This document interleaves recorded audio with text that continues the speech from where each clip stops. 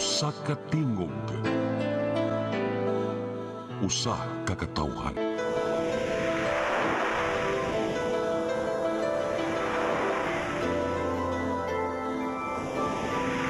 Cebu Catholic Television Network.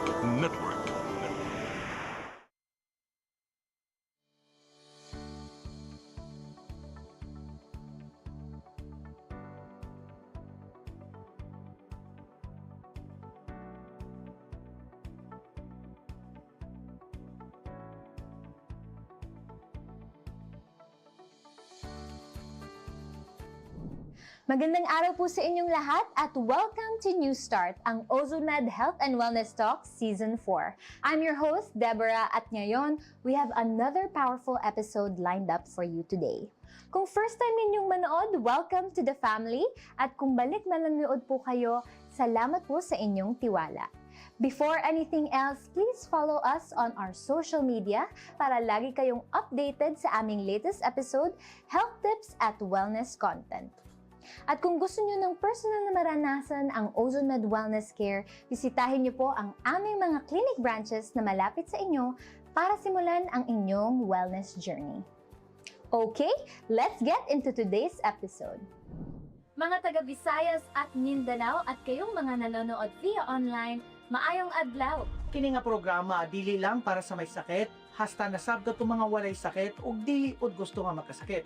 Dili lang po ni sa mga naay edad ha kamo mga batanon nga nagtan-aw karon, amo ning giandam ninyo nga programa para makakuha mo og pagtulunan nga angay gyud ninyo ibahagi o inyong i-share sa inyong mga kapamilya.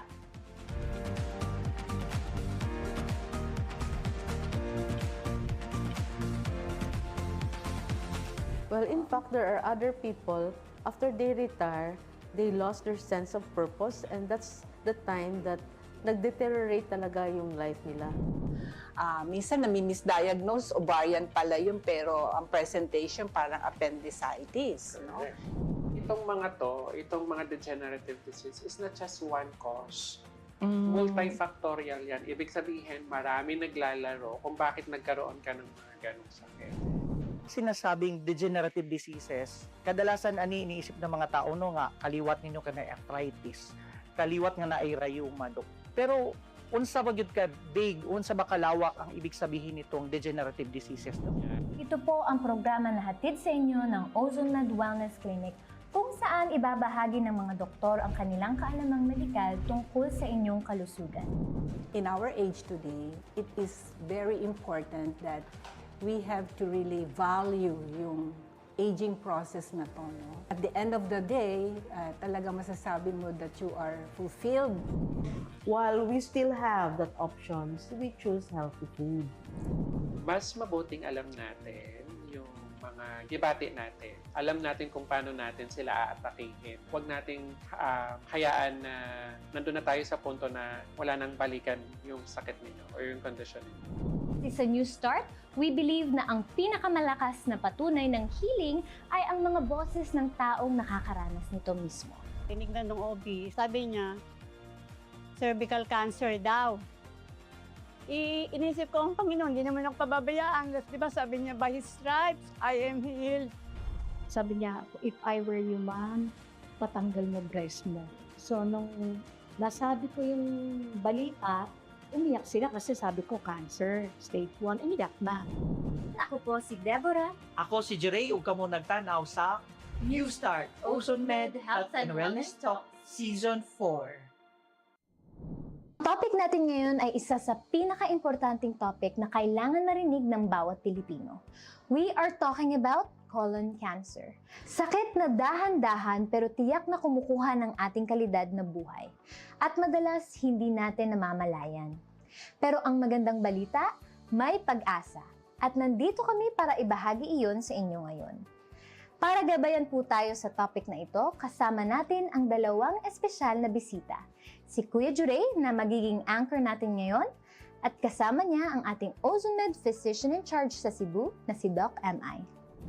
Good day mga ka-New Start. Today atong istoryaan ang topic nga gilikayan o dili gustong hisgutan sa atong mga kababayan. This is not to give you control or dili ni namo gusto nga hadlukon mo, but this is to give you clarity, awareness, and of course, dapat malaman natin na dunay dapat buhaton to prevent and to manage this. Ang atong topic karon tungkol or mahitungod sa colon cancer kasi daghan na kay tag mga pasyente dinhi sa Ozone Med Wellness Clinic no nga colon cancer ang ilahang issue or ilang mga problema. Syempre, hindi yan natin mapapatunayan kung gaano katotoo at ano yung mga prevention na pinag-uusapan natin kung walang doktor na magbibigay sa atin ng medical advice or medical lessons or teaching para mahibaw-an nato kung unsa ni nga sakit. Kauban nako ang physician in charge sa Ozone Med Wellness Clinic Cebu. Wa na ilain usa sa mga batanon, usa sa mga masipag, ug syempre usa sa mga kugihan nga doktor dinhi sa Ozone Med, Dr. M.I. Aguinaldo. Mayong adlaw do. Maayong adlaw sa inyo. Kumusta ka na? Maayong adlaw din sa inyo. Ayan, di ba kay kag mga fans nga ron Doc no, sa Visayas ug sa Mindanao. Actually po dinhi sa Ozone Med Cebu, ilado na si Doc M.I. sa atong mga pasyente, especially yung mga taga Leyte, Samar, Tacloban, because they are watching our show. Doc, medyo ano tayo ngayon no, kung itong last topic nato, degenerative diseases ang atong isgutan. At syempre, na ako'y gaido kasi gusto ko nga tanan ato gyud siyang mahimay per piece sa mga tanong no. And this topic also na formulate ni nato Doc because of the questions or mga suggestions ng ating mga pasyente dinhi sa Ozone Med. Doc, ano ba talaga ang colon cancer in a simple term? Ang colon cancer ay isang klase ng cancer na nakikita sa bituka or sa intestine, particularly dun sa area na colon. Okay, so kumbaga digestive system ba to Doc ang target nito? Sa anatomy digestive system? Sa bituka mismo. Bituka mismo. Okay Doc. Saan ba nanggagaling ito Doc? Ano ba, totoo ba Doc na ang start nito or ang parang punot dulo ng lahat yung tinatawag na polyps? Yung colon cancer, parang nagsisimula bilang, minsan ito ay nagsisimula bilang isang polyp, pero hindi naman lahat ng polyp pwedeng maging colon cancer.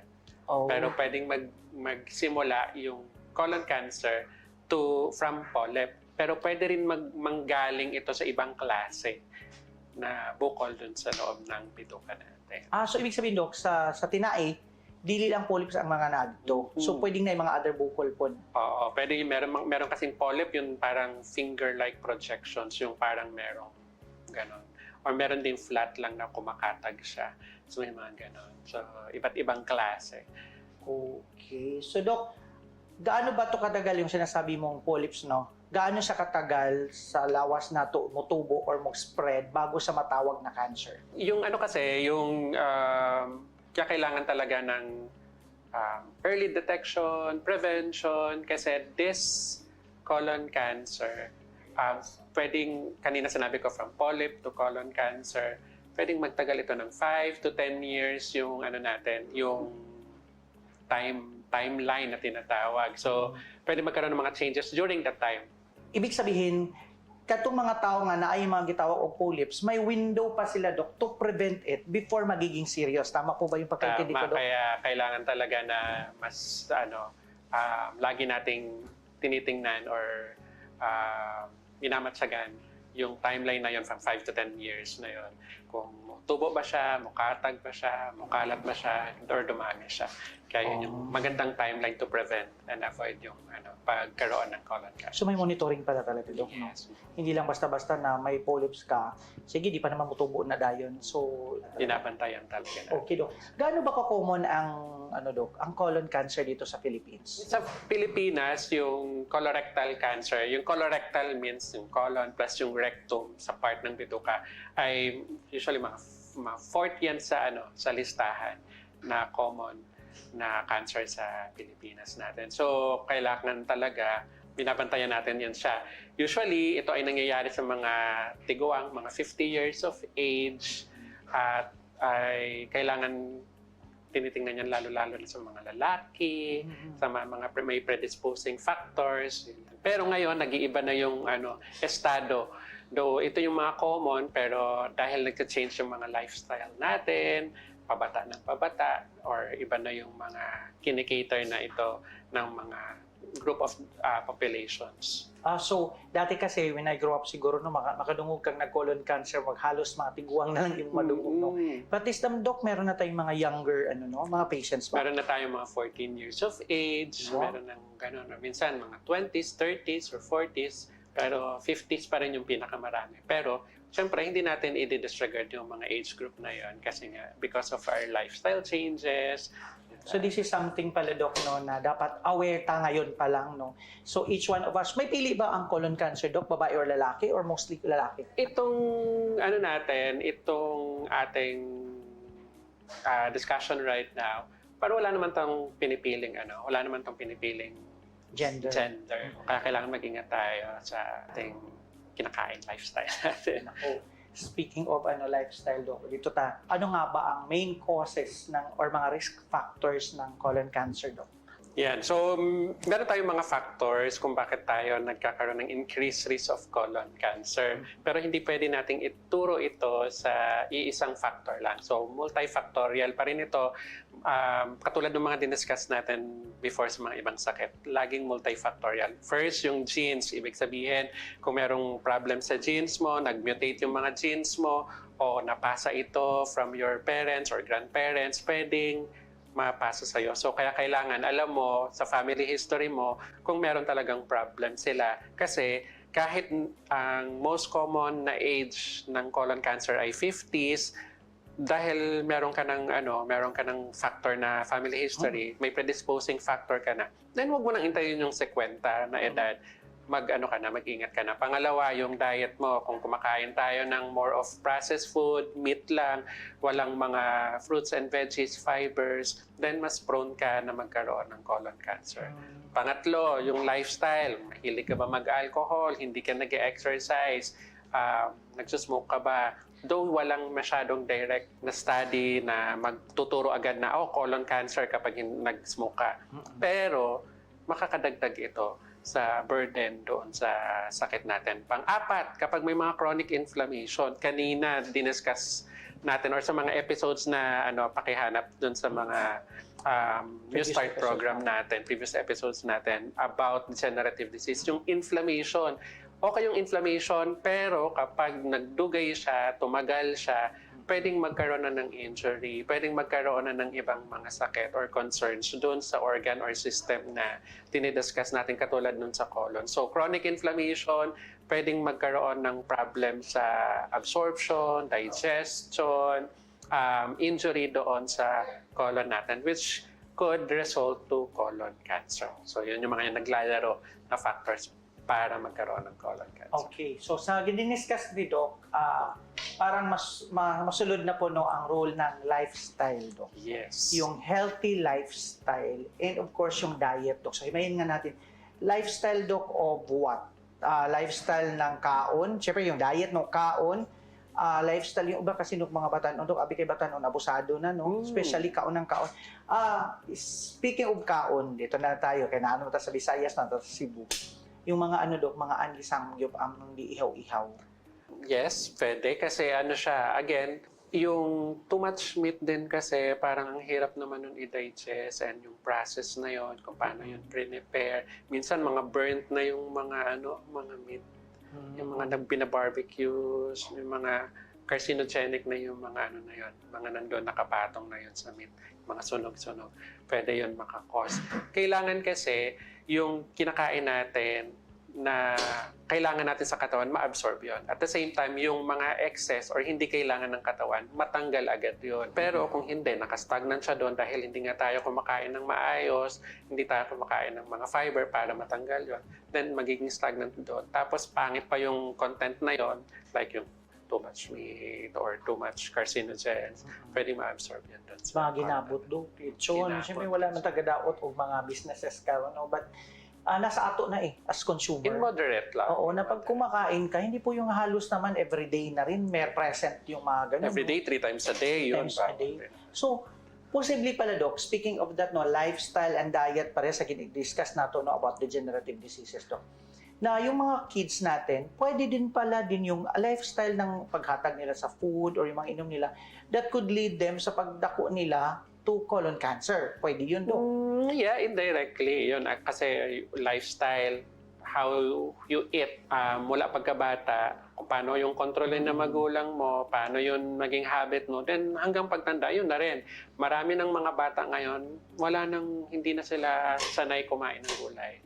Yeah, yun nga ang Nakikita ko ngayon yung mga Gen Zs, hindi na sila kumakain ng gulay kasi hindi nila nakasanayan. Kasi yung mga parents nila busy na. So instant na lahat. Instant na lahat. Processed na lahat. Fast food na lang lahat. So makikita natin, hindi sila pinagbawalan. Kaso nga lang, yun na lang yung easy access sa kanila. So yun na yung nakasanayan nila, habit nila. Yun na yung culture sa kanilang bahay. Kasi walang nagluluto, tapos busy lagi yung mga magulang. Pwede yung maging So lesson sa mga parents ngayon, kasi we always focus on on family. Kasi usually pag pumupunta dito sa clinic yung pasyente, Dok, kasama halos yung barangay. Minsan yung iba kasama talaga yung buong family na parang nagpapakita sila ng support. So sana kung gaano kalaki yung support natin nung nagkasakit sila, ganun sana din kalaki yung support natin sa ating kapamilya na, hey, yung alam mo yung nagtatapikan kayo sa, hey, sobra na ta sa baboy karon, mag-agulay na punta. Correct. So dapat ganun pala siya dapat na hindi pero hayaan mo siya, matanda na yan, alam na yung ginagawa niya. So dapat tayo as family, yung concern natin, nag-start talaga sa atin sa bahay. Yes. And then sa isa't isa. And speaking of bahay, Dok, we talk about, you discussed earlier, Dok, na yung risk ng family history. Kasi meron ako mga kakilala, Dok, yung family, kumbaga, yung generation na kanilang great-grandparents, yung mga lolo sa lolo, na ay colon cancer. Pero yung mga generation ng kanilang lolo, parents, wala. Pero itong generation na ganito meron. So, pwede din ganun, Dok? Pwede. Meron mga, again, pwedeng maging Maputol ka dito. maputol siya kadyot, carrier lang siya, may ganon. Meron ding nakita agad sa next na kin, pwedeng ganun po yun. Or pwedeng masyadong mahina yung yung mutation, hindi nakita, pero dun sa susunod, dahil yung parehong parents meron palang nakatago or carrier sila, pwedeng magkaroon ng gano'n. So, dako kayo risk po di ay, Dok, kung meron ka ng history, yung generational history ng family ng colon cancer. Pero, Dok, di ba hindi lang naman sa colon cancer din yung kung ganyan, no? May mga cancer din talaga na generational na as early as dapat nababantayan. Especially, tama yung sinabi mo kanina, Dok, no? Kung meron ka ng history sa family, dapat the more ka na watchful.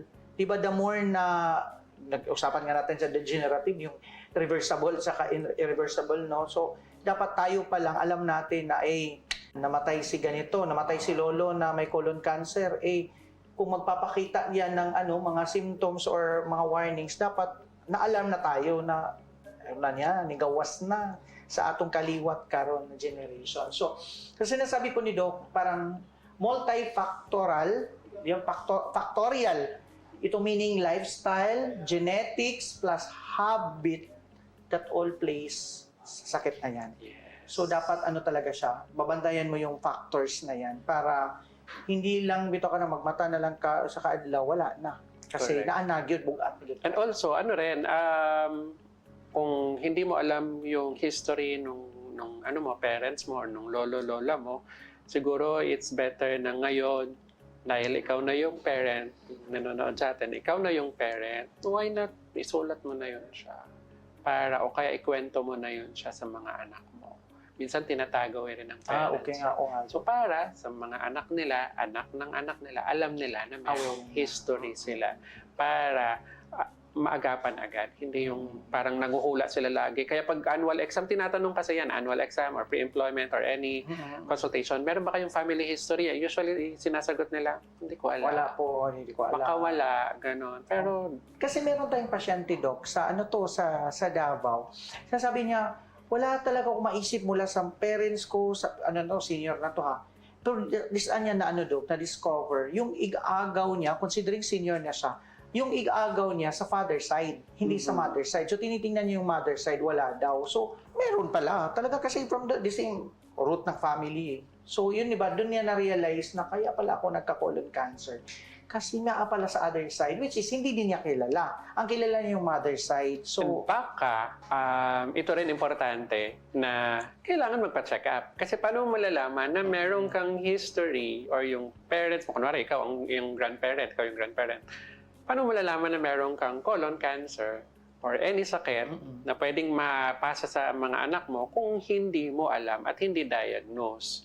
So mahirap namang sabihin mo na meron akong diabetes, pwedeng ma-transfer sa mga apo, hindi ka naman nagpapa-check up. Kaya Laging haka-haka. go back ta sa yung regular Yes, check up mo. correct. Talaga yun.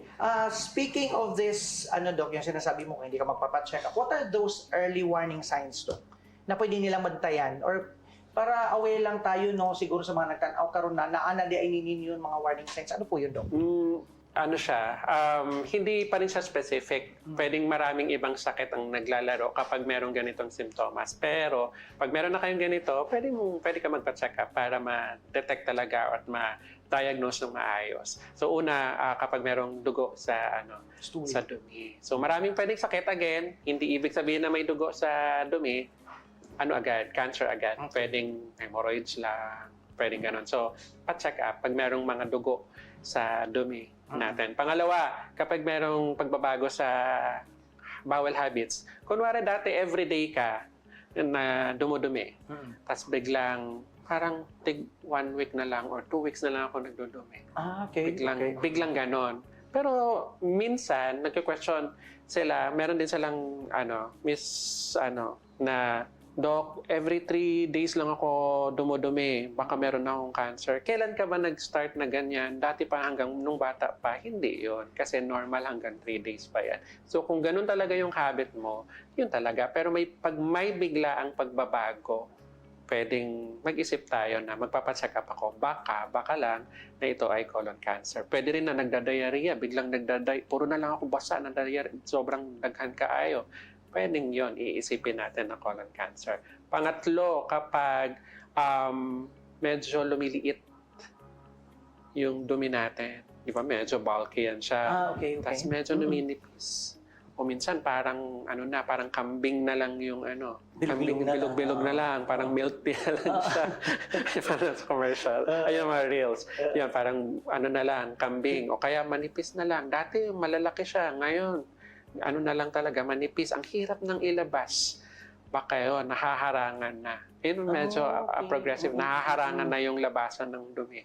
Medyo lumiliit na. Kapag medyo sumasakit na yun siya, may bloatedness na, may hangin na, laging may kabag. O kaya parang medyo may masakit. Though vague yung simptomas na ito, ay pwedeng patingin natin. Baka i-rule out na baka may colon cancer. Panglima, kapag laging hapo, pagod, o kaya biglang nagbago yung timbang mo. Yun, masyado lumiit ka na, pumayat ka na. So, ayun, pwedeng i-consider yun na merong problem. Generally, tapos i-rule out lang kung merong colon cancer. Ayan, malinaw. Klaro pa sa tatanang klaro yung mga binigay ni Doc na mga signs, no, mga warning signs natin. Doc, hadlock ba or delikado ba kung wala ka ani nga symptoms? Pero, una, naka-history sa family. Pangalawa, nagka-symptoms ka prior, like lumabas nitong mga warning signs na to, like few months ago, nawala. So, hadlock ba? Kanina sinabi niyo po na hindi natin kailangan manakot. Okay. Kailangan lang may clarity. Kailangan lang abtikrata. Okay. Hindi ibig sabihin nung binanggit ko kanina ng mga simptomas, cancer na ito. Maraming pwedeng maglarong diagnosis. Kaya kailangan mo ng tulong ng doktor para ma-diagnose ito. Hindi rin minsan may mga hindi ka nararamdaman. Pero incidentally, sa annual exam, biglang meron pala. May mga pasyente tayong ganun, Dok, no? Sa annual exams nakikita yung problem talaga. May mga ganun. Wala silang simptomas.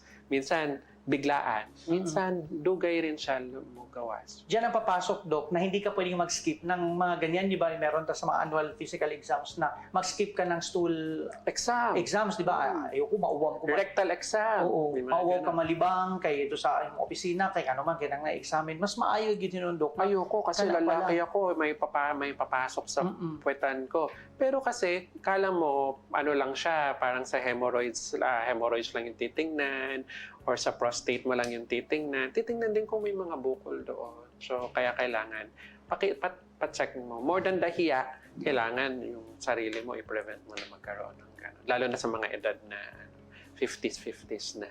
Okay. And especially, kung may kaliwat ka na.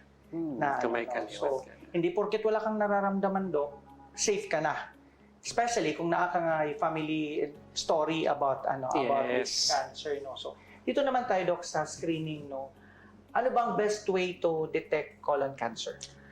Ang gold standard para mo ma-detect talaga kay through colonoscopy. Yung mga simptomas, nandyan kanina, lagi natin binabanggit sa mga previous nating episodes, hindi natin pwedeng ma-diagnose ang isang sakit na magbabase lang tayo sa laboratory test or imaging test or a history lang itself or a blood test lang itself. Kailangan tulong-tulong yan sila. So, isa sa mga malaking chance na pwede natin ma-detect yung colon cancer at ma-diagnose natin ay through colonoscopy. Yung colonoscopy, meron siyang parang tubo na may camera. Tapos titingnan dun ipapasok yun sa puwetan, tapos titingnan yung looban niya. Pero again, kailangan merong history, physical exam, and the diagnostic test, which is the colonoscopy. So, yeah. Masakit ba yun, Doc? Yung colonoscopy? Hindi na. May mga anesthesia naman para makatulog ka.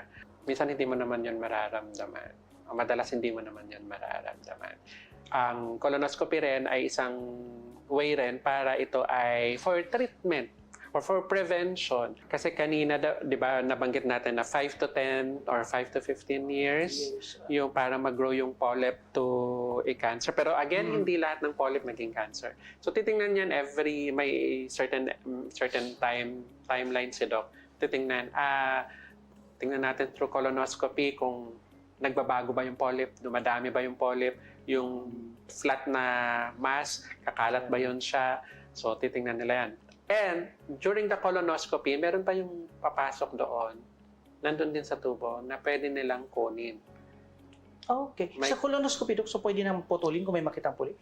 Pwede yung ganon, diagnostic or prevention. Pwedeng kukunin yon tapos kukuha ng konting sample, or pwedeng kunin na lang talaga lahat. Yan. Tapos babiopsy nila yan, titingnan nila ano kaya itong mass na ito. Okay. So, ibig sabihin, colonoscopy is not just diagnostic, preventive din siya. Yes, pa. Ang galing na ng technology natin ngayon, no? So, dapat hindi tayo matakot na pag in-advise tayo ng doktor ng ganito, go na natin. Hindi yung hintayin pang, ilang, Dok, okay pa yan, baka madala pa yan sa gamot-gamot. Malayo to sa bituka. Oo, nasa bituka na nga, di ba? Malayo sa bituka.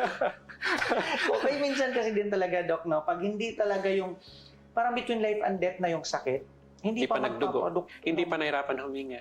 So pwede din po, Doc, na kahit meron ng colon cancer, mahirapan ka rin huminga. May ganung Hindi naman din. Kasi pero kung nagbe-bleeding na, may mga anemia na siya. So pwedeng may loss na siya ng blood. Ayun, nakakaroon na siya ng problem with distribution of oxygen sa katawan. Doc, ito isingit ko lang, nagpapap lang sa mind ko. Yung anong tawag nun? Hemorrhoid? Pwede ba siyang magka-cause ng colon cancer, Doc? Hemorrhoid kasi parang meron siyang, merong Almoranas ba yun? almoranas. Okay. Meron siyang merong lumaking part doon. Sa intestine, sa rectal. Pero malapit doon sa entrance or sa exit. Pero underneath it, merong mga blood vessels. Yun yung nakaka-cause ng hemorrhoids. Hindi siya buccal talaga. Because of, ang cancer kasi, may parang foreign na. Merong nag-transform yung cells mo. Okay. Nag-transform yung cells mo. Yung hemorrhoids, walang transformation na nangyari. Meron lang weak or meron lang nag-bulge yung veins, kaya nagkaroon ng hemorrhoids. Pero walang nagbago doon sa mga cells na nandun sa area. Ang hemorrhoid yun, Doc, may bleeding din yun sometimes. Pwede kapag nagagasgasan siya. Pwede, or Pero ano pumuputok. yun, nagagamot naman, Doc. Nagagamot siya, depende sa grado or severity. Through surgery or through ointment, depende again sa severity. Mas pinalawak ni Doc yung ating kaalaman, no? Kasi meron din akong mga kakilala din, Doc, na pag sinabi nila, bakit may colon cancer? Kasi nagka-almoranas kasi yan. Parang tungkol sa almoranas na develop to cancer. So parang gi-almoranas lang siya, 2 ka buwan, naging mo ng colon cancer. So may dapat pala talagang procedure. I mean, yung sinasabi diagnostic natin, Doc, na dapat silipin lahat. Yes. Sinabi mo kanina, roll out, no? Kasi sanay din tayo dito sa clinic, kami sa clinic, sanay po kami na i-roll out ng doktor. Hindi lang, okay, blood ka lang, hanggang dyan lang yan. Anak, may ganito ka, hindi tayo ganun, Doc, no? So sinisilip, actually, itong si Doc MI talaga, pag dito ako sa Cebu, yun ang nagtuturo ka rin na, hindi yan. So kailangan pa natin ng ganito. I-refer muna natin to kay ano. O even allergy and viral infection nga, nung nagtanong ako sa iyo, nung galing ako ng flight, na parang, sige, titingnan natin, allergy ba yan, ano ba? So, ganun kagahalaga po yung makikipag-usap ka sa doktor. Kasi ang kabanan dyan, pero kung di ka makapag-isip ng ayos, Dok, magkukonclude ka agad, tapos makonclude ka, mawalan ka na ng pag-asa, wala na, buong pamilya na mo, ma-okay na ba, mahandlok na sila. Katulad nung sinabi mo na surgery na, almoranas ito, colon cancer, kasi siguro kinorelate niya ito sa nagdugo yung diba? Ay isa sa mga simptomas natin, merong dugo, may bleeding sa pupo niya. So, baka kinulat niya sa bleeding ay almoranas lang, tapos so hindi pala. So, kaya kailangan magpa-check up talaga para ma-rule in, rule out, talagang diagnose talaga with that. Huwag ka mag-doktor-doktoran. Kasi minsan doktor-doktoran talaga, especially yung pamilya, no? Parang napagdaanan ko na yan. So always ask for professional guidance ng mga doktor. Mahirap na, lalo na katawan Una ni mo imong lawas, kung magkasakit ka, ma-misdiagnosed ka, wala na, mali na rin ang imong gamutan, Correct. diba? So mapunta ka sa maling tambal, maling doktor. So maayos, dapat ikaw mismo educate ka about it. Doc, practical steps para maiwasan ang colon cancer. Practical lang, yung pwedeng gawin daily. Magsisimula ito lagi sa sarili. So, kailangan una, kumain ng maayos, yung mga risk factors. Tingnan natin yung mga risk factors na pwede natin galawin. Yung sa genes natin, hindi natin magagalaw yan. Hindi natin mamomodify yon. So, pwede nating mamodify yung diet natin. High fiber diet, kumain ng gulay at prutas, iwas dun sa smoking, alcohol na makakadagdag ng burden dun sa colon natin, yung mga processed foods. Kailangan tingnan natin yung yung pagpupo natin, kailangan regular, tapos exercise, walking, lalo na ngayon mas makakatipid tayo. So walking tayo kasi para gumalaw rin yung natin, bituka natin, pati yung mga alcohol. Tinuturo natin yan sa New Start program. Pag nagpapa-check up kayo dito sa Ozone Med Wellness Clinic, tuturuan namin kayo. And also, you can visit yung YouTube channel natin at yung Facebook page natin para extensive yung turo natin doon ng mga New Start program, kung ano yung mga pwede nating ayusin sa ating lifestyle para maayos yung gut natin. Meron ding nagsasabi na pwedeng makorelate ito sa gut health na tinatawag. So, kaya kailangan medyo okay ang tiyan natin with regards to that. So, dapat dagdag lang ako sa exercise, Doc. No? Especially yung mga nagpuyo ito sa mga condominium, Doc. Kung nasa second floor ka lang naman, huwag ka na mag-elevator. Yes. Or third floor, ako usually, kung may nag-asami, nasa higher floor kami, minsan naghahagdan ako, Doc. Kasi it really helps talaga. Hindi yung natamad na tayo, lahat na lang elevator, akyat baba, di ba? So, as simple as that, makatulong talaga. And also yung mga malapit lang sa work, you can walk naman talaga. Lalo na sa may mga cities na like Makati, BGC. If safe naman din, pwede kayong kung ayaw nyong mainitan, kung may mga covered na hallways doon, or canopies, or pag ayaw nyong mapawisan dahil baka mag-haggard kayo pagpunta sa work, then pag-uwi, pwedeng gano'n. Mag-walk na lang kayo along with your friends na malapit sa bahay. Okay. Doc, ito, balikan ko lang. You talk about diet. Gaano ka-importante yung fiber sa pagkaon, Doc? Yung fiber kasi parang expand siya hindi siya magiging compact yung pupo mo. Kasi parang mo ano siya. Di ba parang, ang tawag? Mo expand. Mo cut siya dun sa mga compactness ng pupo. Okay. Kaya pag may fiber, may ikalibang, Dok, na lamigyan pa Oo, mati. kaya malambot siya kasi nga parang nagtatransgress siya dun sa mga mga laman ng pupo, kaya mas malambot siya. Hindi siya masyadong titigas. So, pangalawa, ma-flash out mo talaga. Ayaw natin na ma-retain for longer time yung pupo natin. Kasi yun yung cause, mas matagal yung exposure ng mga toxin sa loob ng colon natin, ng intestine natin, mas maraming chance na ma-absorb siya. So, tanggalin natin yun para walang masyadong tayo. Best na makukuha ang fiber, Dok, is sa vegetable at fruits, di ba? Kasi yung iba kasi maraming alternative na, kaya hindi na rin nag-exercise kasi I have fiber, I have ganito. So, basically, kung anong available sa kusina, yung pagkain sana, Dok, no? Kaya nga, lagi yung nanonood kasi yung anak ko ng mga videos about nature. Parang meron doon na parang if the nature doesn't produce it, don't eat it. Kung hindi galing sa nature, huwag mo kakainin. Sabi niya, Papa, does not come from the nature. So, okay, anak. Kaya malaking lesson din yun, Dok, na makuha natin. And also, dito sa Ozone Med Wellness Clinic, meron tayong in-house na nutritionist. So, along with your treatment, yung ozone therapy and the other treatment natin dito, nire-refer natin yung patient natin sa in-house nutritionist. So, tinutulungan natin, ano bang klaseng veggies or fruits? Kasi hindi naman lahat maraming fiber eh. So, Yes. merong certain na gulay at prutas na mas maraming fiber. Kaya mas okay na if magpapakonsulta ka, tap us so that we could refer you to our in-house nutritionist. All this na pinag-usapan natin, Dok, no, diet para to have a healthy gut. So, gaano ba ka-importante ang gut health, Dok? Yun, kasi isa sa mga problem natin with yung colon natin, medyo dumadami na yung bad bacteria versus the population ng good bacteria. And syempre, kapag merong imbalance ng environment, mas maraming good mas maraming bad, mas maraming bad kaysa sa good, then magkakaroon tayo ng problem. And also, ngayon, meron ng studies na kala natin ang problem lang sa gut, problem lang sa gut. Meron ng axis na tinatawag sa gut and the neurons, gut and other organ systems na hindi digestive, may mga ganun na. So, pati yung moods natin, because of yung gut natin, may mga ganun. Kaya kailangan okay yung gut natin. Meron ako narinig, gut leak, leaky gut. Leaky May ganun, gut. Dok, no, na term. So, ano naman ang role ng prebiotic at probiotic with this gut health na pinag-usapan, Dok? Yung probiotic ay yun yung bacteria, the good bacteria. Yung prebiotic, syempre kailangan natin may supply tayo ng good bacteria. Yung the population of that bacteria. Pero kailangan mabuhay din yun. Parang tayo, tao. Sige, supply ako ng maraming tao dito sa city na to. Pero mamamatay lang din sila kasi wala kasi lang kakainin. So we need the prebiotic. The prebiotic, siya yung pagkain para man magstay longer yung bacteria. Mabuhay naman yung bacteria like yung mga thin leafy veggies. Ayun, dun papasok si fiber pa rin.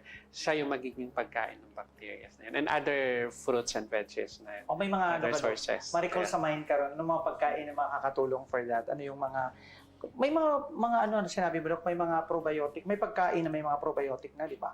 Yes. Ang alam ko kasi Greek yogurt. Ayun. Yung atsara ba? May probiotic. Yung mga parang pickled or parang binuro. Yung meron sila. Kimchi. Mga kombucha. Meron Favorite ko yung kombucha. So, meron talaga silang mga ganun, Dok. Ang ganda na. Greek yogurt. Pero iwas lang din tayo. Meron syempre commercialized masyado na bacteria in the food like the probiotic. Na tingnan nyo rin yung calories, sobrang tamis na lang din. So medyo iwas tayo sa masyadong matamis. Parang asa na ba talaga yung benefit, the risk and the benefit, medyo i-weigh in natin yun siya. Tsaka may mga probiotic itong sinasabing candy, probiotic na juice na alam mo naman siguro kung sinasabi nilang 5 million, 5 billion na ano. Pero alam naman natin siguro, Dok, na in the process, nawawala na rin yun kasi naaarawan, naiinitan, na uulan. More of branding na lang ba ito? More of ano na lang ba ito? Ganun. So, magiging okay ang tiyan kung talagang fiber na kinakain mo is from the nature, yung fruits and vegetable, na maayos, di ba? Hindi din yung process na fruit. May mga processed fruit na kasi din ngayon, di ba? Yung nabibili mo na parang, pinag-usapan nga namin kanina, yung ano, yung gata na nasa lata na umaabot na ng 1 year. So, pag nagpagata tayo, ano lang, di ba? Mapapanis na agad. Tapos yan nasa lata, kaya pala yung mga kinakain din, hindi din na Minsan, pati ba ata yung mga bigas, parang ano na siya, parang hindi na pre-processed na rin. kahit nga yung mga burger, medyo hindi na siya inaaman talaga. Kaya yung Sobrang tagal. pala. Well, ang dami na namin napag-usapan ni Doc MI. It's all about colon cancer, the risk, ano yung mga pagkain na dapat iwasan. So, more of this when we return. So, dyan lang po kayo. Napakaganda nun, hindi ba? Maraming salamat po, Kuya Juray at Doc MI. Sobrang dami po nating natutunan. At ngayon, bago po tayo bumalik sa ating topic, gusto nating ibahagi sa inyo ang isang bagay na siguradong magpapalakas ng inyong loob. Kasi sa New Start, we believe na ang pinakamalakas na patunay ng healing ay ang boses ng mga taong nakakaranas nito.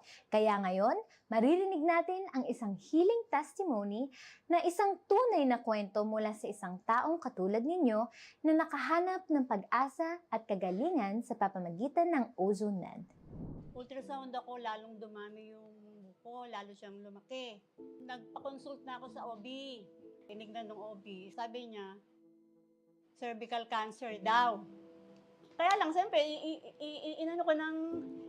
inisip ko, ang Panginoon, hindi naman ako pababayaan. Di ba sabi niya, by His stripes, I am healed.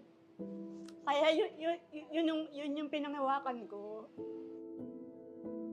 Ako po si Aurita Agnasan, 56 years old, taga Pinagbuhatan, Pasig. Na-diagnose po ako ng ovarian cancer stage 2. Nagkaroon ako ng January, nagkaroon ako ng spotting, konti lang naman. January, February, hanggang sa April, nagtry ako ng ibang mga herbal. Hindi siya umubra. Nung nagpa-ultrasound ako, lalong dumami yung buko, lalo siyang lumaki. Nagpa-consult na ako sa OB. Ngayon, nagpa-ultrasound ako, tinignan ng OB. Pina-upsmear nga ako, sabi niya. Nung nagpa-upsmear, nag-positive sa squamous cell carcinoma. Sabi niya, cervical cancer daw. Sabi niya, i-refer kita kasi hindi naman yung pwedeng operahin. Naku po! Ito yung pinaka-darkest moment of my life. Talaga, naku! Feeling ko noon, kukunin na ako ni Lord. Katapusan ko.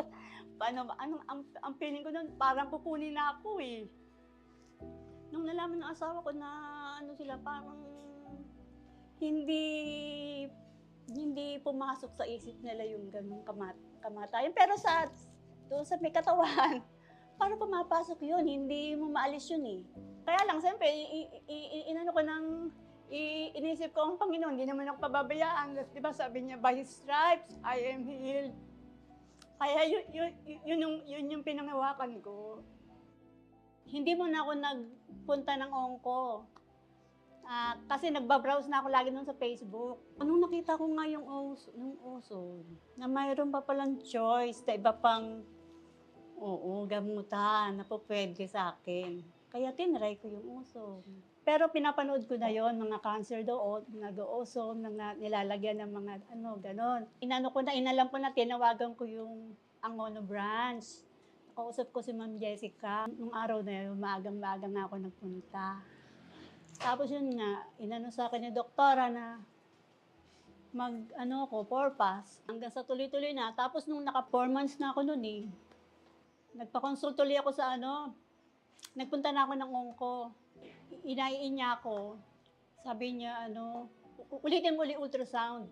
Kasi gusto niya makita yung mga kulani, mga nodules. Kasi wala siya makita kasing nodules. Kaya nagtataka din siya. Di pinaulit ko ulit dun sa kaibigan niyang sonologist. Tapos yun nga, nakita niya ulit. Wala talagang mga ano yun, nodules na hinahanap niya, wala. Sabi niya, pwede kita operahan. Operahan na lang kita. Kaya nung narinig kong pwede na ako operahan, pwede ako operahan, o sige, Dok, sige, operahan kita. Teka lang, hindi pa ngayon. Magpaano ka muna, clearance. Hindi naman agad-agad na pwede kita operahan. Magpa-clearance ka muna. At yun nga, nagpa-clearance ako. Nung naoperahan na ako, after 1 month, bumalik uli ako dito. Pero sinabi sa akin ng ongko ko na kailangan mong magpa-chemo. Sabi ko, Dok, ayaw pong magpa-chemo. Sabi niya, Mrs. Agnasan, need mong magpa-chemo kasi bata ka pa naman, kayang-kaya mo yan. Walang mangyayari sa'yo. Walang side effect yan o ano naman, hindi ka Dok, bakit yung, isa-isip ko lang, bakit yung mga napapanood ko, unang salang pa lang ng chemo, tsaka pangalawa, nanlalambot na.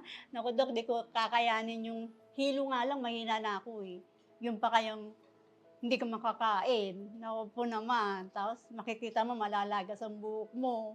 Eh, di ba, crowning glory ng babae, ang buhok niya, wag ilaga. Kaya sabi ko, Dok, sige, pag-iisipan ko na lang. Kaya tuloy-tuloy ko na yung oso. Kasi nung naka-20 visit ako, 20, di ba? 20, biglang nawala yung pain.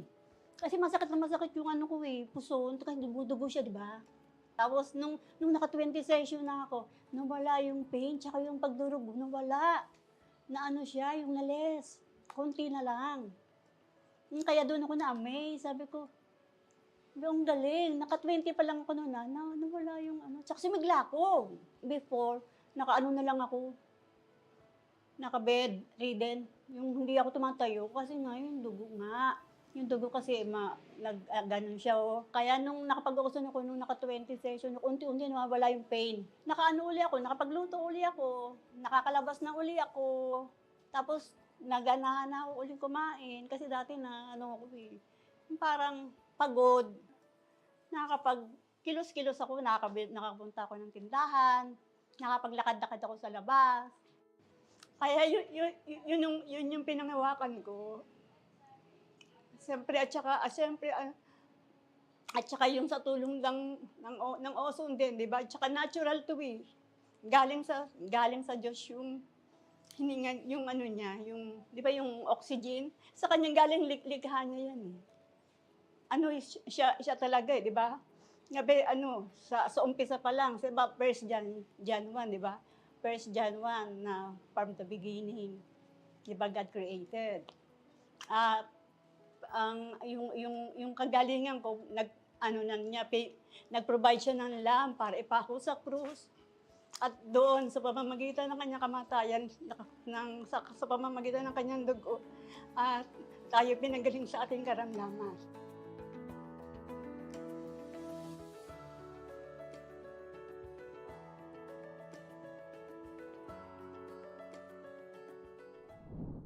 Nakaka-inspire, hindi ba? That is the OzoMed difference. Real people, real healing, and real hope. Kanina sinimulan na ni Doc MI ang ating napag-aralan tungkol sa colon cancer. At ngayon, we will go even deeper. Part 2 na mga kaibigan at dito tayo mas magiging specific. So pakinggan natin ng mabuti dahil ang impormasyong ito ay para sa inyong kalusugan at sa inyong mga mahal sa buhay. Ibalik natin si Kuya Juray kasama si Doc MI para sa ikalawang bahagi ng ating topic. Kuya Juray and Doc MI, the floor is yours. We are back and ganiha atong gistugutan ang colon cancer, mga risk sa colon cancer, kung anong dapat buhaton, mga diagnosis, mga prevention. Ug syempre napag-usapan din nato ang mga pagkaon, lifestyle, daghan na. So palihog lang kung namo nagtan-aw karon i-share ni sa mga tawo nga nagkinahanglan aning nga topic. So again, colon cancer ang pinag-usapan. Of course, with Doc MI Aguinaldo, ang atong physician in charge dinhi sa OzoMed Wellness Clinic sa Cebu. So Doc, dito na tayo. Kasi kusog dinhi sa OzoMed Cebu, marami tayong mga walk-in patients nagtatanong kung naabot na dinhi colon cleansing or colon therapy something Yes. something. So Doc, explain to me ano ba itong colon cleansing na hinahanap nila? Ayan. So, I don't have the exact definition. Baka kasi iba yung hinahanap talaga nila. Parang binibigyan lang nila ng term. Pero sa aking pagkakaintindi, yung colon cleansing ay nililinis niya yung colon natin. Natanggal niya yung mga nasa loob na yon. So, I don't know yung process. Siguro, meron ako nakita nasa machine, lalagyan ng tubo, tapos tatanggalin yung pupo. Tapos gano'n, gagamitan ng tubig, ifa-flush mo yung nasa loob na yan para mawala yung mga pupo na yan. So, ayun yung base doon sa, sa pagkakaintindi ko. Kailangan ba talaga to, Doc? Para sa akin, hindi. Kasi, kaya naman ng colon natin, kaya ng intestine natin, na mawala yun. Yun talaga yung function niya, kaya ngayon nilagay, para tanggalin talaga yung mga dumi. Wala siyang ibang, isa yung primary function na ginawa ng Panginoon. Na yun talaga, natanggalin niya yung mga dumi sa katawan natin, yung mga kinain natin, tatanggalin niya. I-absorb niya yung kailangan, yung mga ilabas na yung hindi kailangan. Ang nagiging problem lang, kapag with the colon cleansing, di ba winawash mo yan ng winawash? So, nung nagkakaroon ng imbalances dun sa kailangan matira na good bacteria, bad bacteria. Okay. Kasi pwedeng mawala pala, Doc, no? Oo. Tapos dun sa intestine kasi natin, may mga parts din doon na kailangan mag-absorb ng mga electrolytes ba, nutrients ba, at mag-release, mag-secrete papunta dun sa colon, palabas ng colon natin from the body. Ang nangyayari, pag nililinis natin yun, nasisira yung na yun, yung function na yun. So, pwedeng magkaroon ng electrolyte imbalance, magkaroon ng mga ganong problem. So our body pala, Doc, God created our body with own natural cleansing system. Yes. Galing, no? Ganun siya. May sarili talaga. Kaya naman talaga ng ating digestive system for that process. So, medyo may risk din pala to, Doc, no? And also infection din kapag pag syempre dahil nga tinatanggalan nga natin ng mga population doon na dapat bantay doon sa mga infection. Kasi kung logic lang din ang pag-uusapan, 'di ba yung madumi yan, kaya nga dumi-dumi. So yung dumi, madumi. Pero hindi tayo nagkakaroon ng problem, hindi tayo nagkakaroon ng infection because merong nagbabantay rin dyan. So kung tatanggalin mo rin sila, lilinisin mo masyado yung Kasama pa sila. sasama, edi wala na magbabantay para magkaroon ng against the infection. So pwede magkaroon. Okay. And speaking of that, no, sasabi natin na medyo may risk din pala siya. But dito sa ozone, Doc, aside sa ozone therapy, meron pa tayong tinatawag na rectal insufflation. Ano ba tong rectal insufflation na binibigay natin sa mga pasyente natin? Yung rectal insufflation, ito yung nagpapasok tayo ng ozone molecules doon sa rectum, sa daanan ng pupo natin. Ang ilalagay natin ay certain amount lang, and it would not cause dysregulation of the electrolytes. We will not really cleanse or clean the colon, pero we will infuse it with yung ozone natin. So para lang ma-absorb yung mga ozone para pumunta sa system natin. So aside sa ozone therapy natin na pwedeng makatulong sa ating mga colon cancer patients, this rectal insufflation. So sa mga nanonood sa atin ngayon dito sa New Start, if you want to visit us sa ating mga ozone med wellness clinics, we offer that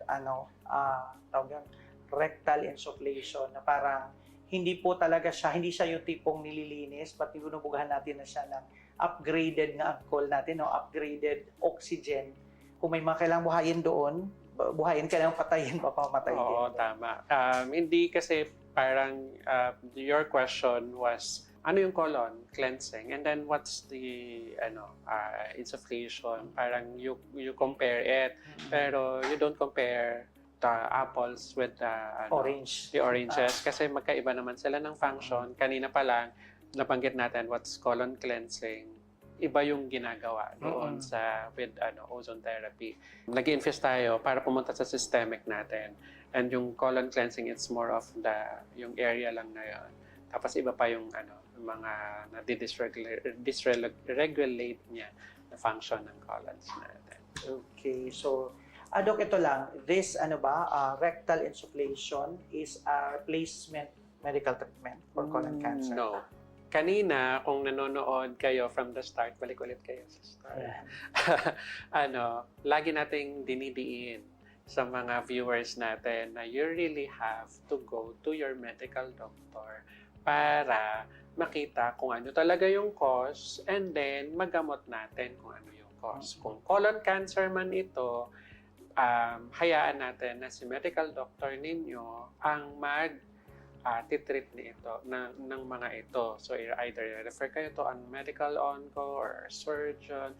Then with us, even a medical doctor like me and other branches, tutulungan naman namin yung treatment na binigay sa inyo ng medical doctor to complement lang with what your other doctors have advised you to do.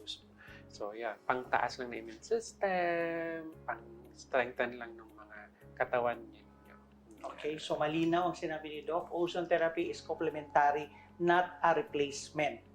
Okay, makikipag-usap pa rin kayo sa inyong mga doktor and then talk also to our doctors dito sa clinic para ma-explain namin sa inyo. And in-explain din ni Doc yung colon cleansing, an hour rectal insufflation. So parang one is local, one is systemic, Doc, no? So magkaiba po ang function. So huwag po tayong ma-mislead. Minsan ma-mislead na yung mga tao, no? So dapat talaga yung proper knowledge manggagaling mismo sa doktor. Hindi porket dahil nakikita natin sa reels, no, na this is it, colon cleansing, or this is it, ganito na makakaakala mo lahat ng tao gumagawa. No, you have to always go back na, Doc, tama po ba ito? Be educated. Babalik pa rin tayo sa lagi tayong magiging educated tayo. Doc, ano po ba yung mga maipapayo mo sa ngayon mga nanonood, Doc, no, na may colon cancer, o yung iba may suspetsa na meron akong colon cancer, meron silang mga warnings or mga signs or symptoms na meron sila nito. Ano mo pwede mong share sa kanila, Doc? Ayan, to all our viewers, if you have any mga vague symptoms like changes in bowel symptoms or merong konting pagdudugo or just as simple as bloatedness or abdominal pain or parang medyo pumapayat kayo, unexplained na pagpapapayat, then visit your nearby friendly doctor para ma-diagnose kayo. Kung kanina nabanggit natin na yung simptomas at sakit ng kapitbahay ninyo ay iba doon sa nararamdaman ninyo. Kaya kailangan magpa-konsulta para ma-diagnose, ma-rule in at ma-rule out kung ano talagang sakit. Change yung mga lifestyle habits ninyo, lalong-lalo na kung meron na kayong mga predisposing factors like meron na yung family history ninyo, medyo bago-baguhin na natin yung kinakain natin, lifestyle natin. And also go back with the New Start program episodes natin sa Facebook page and YouTube channel natin. Bisitahin nyo yun para medyo mag-take down notes kayo doon sa paper ninyo kung ano-ano yung mga pwede ninyong gawin sa buhay ninyo para medyo mabawasan yung risk factor of having colon cancer. Okay, so Doc, nasimulan mo na yung advice sa kanila. Would you like to invite them to come to our clinic? Yes, our clinic is located sa 12th floor sa PPI Corporate Center sa Ayala Business Park.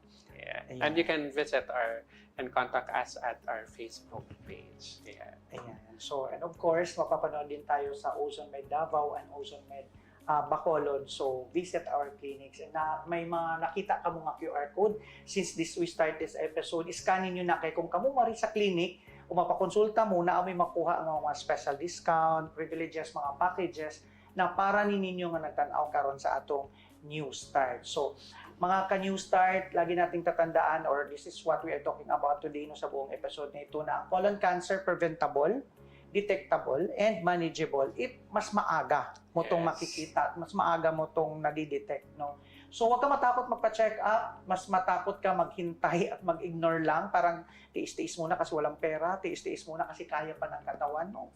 Huwag tayong ganyan.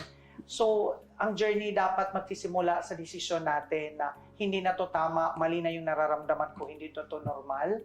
lalo-lalo na hindi na rin normal yung background ng family mo about the cancer, about that colon cancer. So always go back to information, na tamang informasyon na nanggagaling sa ating mga doktor. So this is our topic for today, yung colon cancer, and I hope na i-share ninyo sa mga nagtanaw karon sa inyong mga kapamilya nga nagkinahanglan ani nga information. And of course, magpasalamat mi sa tanan nga nagsuporta namo. Daghan kay mig mga nakuha ang mga positive feedback sa ating mga sa nagtanaw sa YouTube channel nato o sa CCTN, and I hope na kami mahimong blessing para kaninyo ug daghan pa tag ma-reach out ang mga kababayan nato nga nagkinahanglan og medical information para mag-guide namo kayo. So visit mo sa among mga OzoMed branches again sa Cebu, dito sa Cebu with Doc MI. Lagi po yan. Nandito yan ng araw-araw po yan na nagbubukas ang clinic. Nandito siya from 10 a.m. to 2 p.m. Doc, no? Nandito Yes, ka. So, tsaka lang yan si Doc MI. If you ask, nandito siya. You can ask question. And then feel free lang po sa connect us sa among mga other branches, especially din also sa Luzon. So maraming salamat. Daghang kayong salamat sa inyong pagtanaw. Magkita-kita ta sa sunod nga episode. Kini si Juray, maayong adlaw kaninyong tanan. Wow, what an episode po, ano? Maraming salamat, Doc MI at Kuya Juray, for sharing your knowledge and your heart with all of us today. At sa inyong mga nanonood ngayon, salamat po sa inyong oras at tiwala. Sana po ay nakauwi kayo ngayon na may bagong kaalaman, bagong pag-asa, at bagong determinasyon na alagaan ang inyong kalusugan. Huwag kalimutang i-follow kami sa social media at bisitahin ang pinakamalapit na OzoMed branch sa inyo dahil ang unang hakbang tungo sa healing ay ang kumilos ngayon. This has been New Start, the OzoMed Health and Wellness Talk Season 4. I'm Deb, ingatan ninyo ang inyong kalusugan kasi kayo ang pinakamahalagang taong sa buhay ng inyong pamilya. Hanggang sa susunod na episode, paalam at God bless. And let's get this episode started. Ang topic po natin ngayon ay isa sa pinaka-importanting topic na kailangan marinig ng bawat Pilipino. Talang daghang kay nangutana, Doc, daghang kay nag-share sa atuan na continuation of the topic. So, Hindi sila pina-allow na many visitors because of the fear that the visitors will bring infection to the patient. mas mataas daw ang non-communicable diseases, Doc, sa mga low and middle income countries. Gusto naming ibahagi sa inyo ang isang bagay na siguradong magpapalakas ng inyong loob. Pagkapa ko dito, sabi ko matigas. Tapos natakot ako, hindi ako nagsasalita sa bahay. Tapos sabi ko, nung after 1 week, sabi ko, anak, parang may iba sa akin. Pagkapa niya, mama, na-research ko, sa iyon parang delikado, gano'n. While we still have that options, we choose healthy food. May choice tayo. Yung choice natin is to stay healthy, and kung pwede nga, tayo as family, we help each other na pigilan yan. OzoMed Wellness Clinic New Start. Mapapanood every Saturday, 8 to 9 a.m. Og ang replay airing matag Miyerkules 1:00 hangtod 2:00 sa hapon. Dinhilang sa CCTN Channel 47.